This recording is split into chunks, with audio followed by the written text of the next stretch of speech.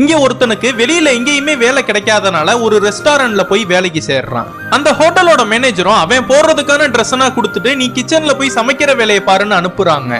அவங்க கிளம்புறப்ப எனக்கு wifi password வேணும்னு கேக்குறான். ஏன்னு கேக்குறப்ப நான் எப்பவுமே சமைக்கிறப்ப பாட்டு கேட்டுட்டு தான் சமைப்பேன்னு சொல்றான்.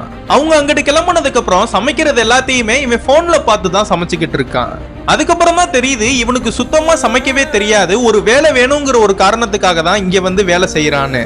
இவன் வீடியோ பார்த்து சமைச்சிட்டு இருக்கும் போது திடீர்னு நெட்டு கட் ஆயிடுது. அதனால கடவுள் கிட்டனா ப்ரே பண்ணி எப்படியாவது ஹெல்ப் பண்ண சொல்றான். அப்ப அங்க யாரோ பேசுற மாதிரி இருக்கு. யாரான்னு திரும்பி பார்த்தா ஃபிஷ் டேங்குக்குள்ள இருக்கிற ஒரு ஃபிஷ் தான் இவன் கிட்ட பேசுது. இதெல்லாம் கேட்ட இவனுக்கு பயங்கரமா ஷாக் ஆகி அந்த மீனையே பார்த்துக்கிட்டு நின்னுகிட்டே இருக்கான். அந்த மீனும் இதுக்கு முன்னாடி இருந்த செஃப்னா எப்படி சமைப்பாங்கன்னு எனக்கு தெரியும், நான் அது மாதிரி சொல்லி தரேன், நீ அதே மாதிரி சமன்னு சொல்லுது. இதெல்லாம் கேட்கிற இவனும் அந்த மீன் சொல்ற மாதிரியே நல்லாவே சமைக்க ஆரம்பிக்கிறான். அந்த சமைச்ச டிஷ்ஷ அந்த மேனேஜர் கிட்ட எடுத்துட்டு போய் காட்டுறான்.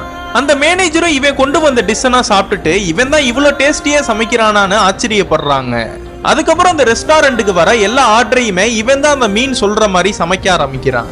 அந்த சமைச்ச டிஷ்ஷ நல்லா டெக்கரேட்னா பண்ணி ரொம்ப ஃபென்டாஸ்டிக்கா சர்வ்னா பண்றான்.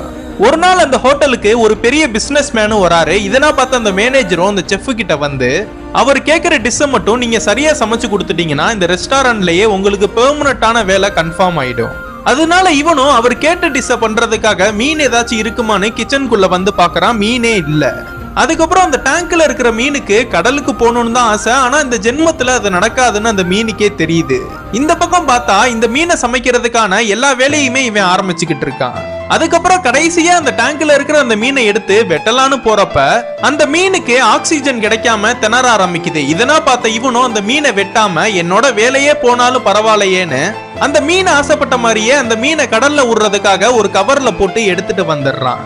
இவன் பண்ணது சரியா இருந்துச்சுன்னா கீழே கமெண்ட் பாக்ஸ்ல எஸ்ன்னு போட்டு போங்க.